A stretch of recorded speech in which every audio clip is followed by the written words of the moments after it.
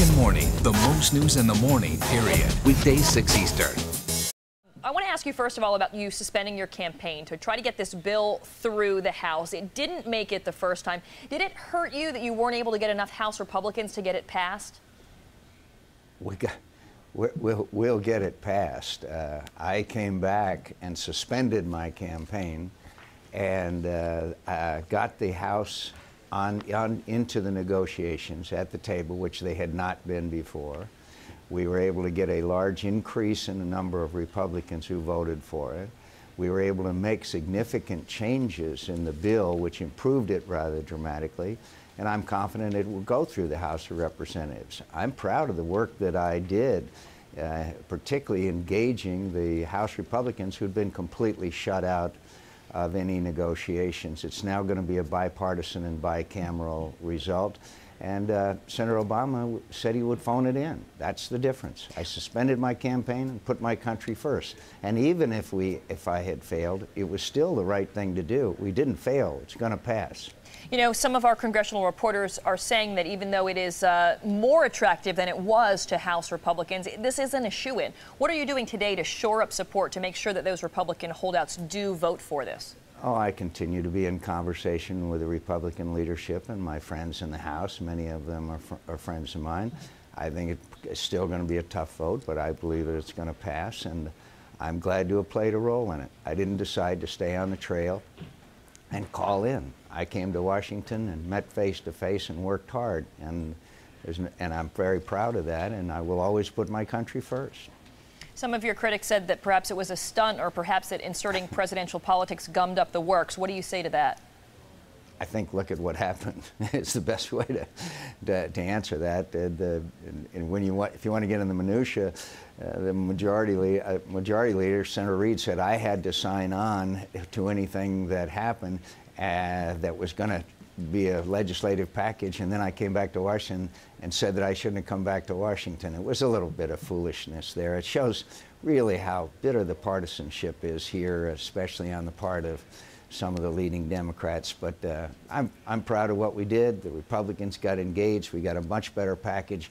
I'm very confident we will pass this through the House. It may be tough, and we will have helped the American people. That's what my job is. You know, and as evidenced by this $700 billion bailout bill that's in Congress, you're really facing, the next president is going to be facing quite a troubled economy, a $10 trillion deficit.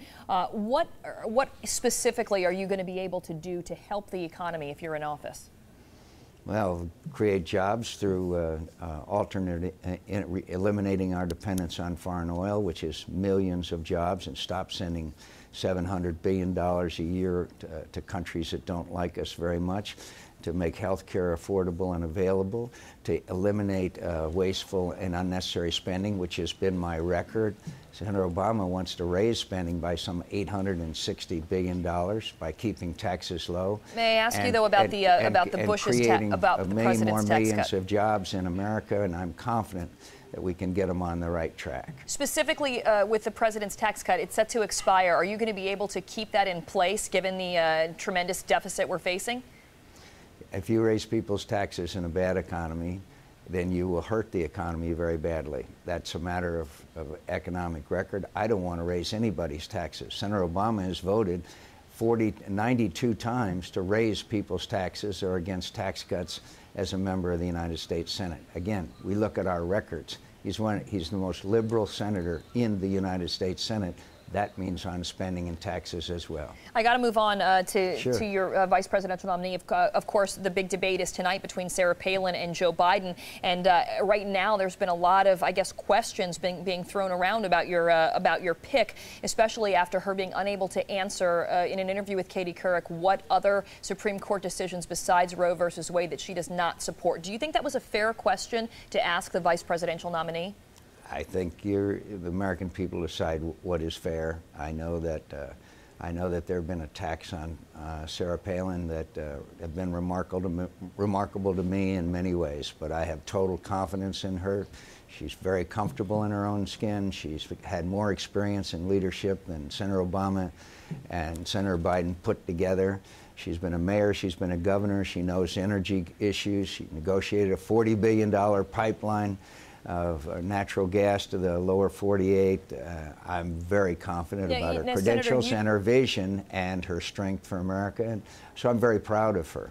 You said that she's comfortable in her own skin. Some of the criticism has been that Sarah isn't allowed to be Sarah, that she's been tightly managed by the campaign, that she's been holed up and maybe given too much information. What can we expect to see tonight as she debates Joe Biden?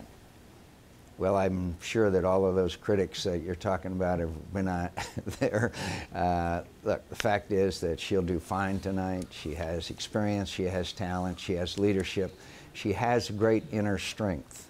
She has an ability to lead that's been proven, taken on her own party. Joe Biden and Barack Obama have never taken on the leaders of their party on any issue. She stood up for what's right for the people of Alaska, and she will stand up for what's right for America. Well, Joe Biden did actually agree with you, though, in the primary campaigns that we can't leave Iraq and that you need to make sure that that war is funded. So he did, and he said he was willing to lose because of it. Actually, Joe Biden said that Iraq had to be broken up into 3 different countries, one of the more cockamamie ideas that I've heard in a long, long time. And he has attacked the surge as not being a success. So we have very different positions on Iraq, just as we did when he voted against the first Gulf War, and I supported it. He has a long record of wrong votes on national security issues.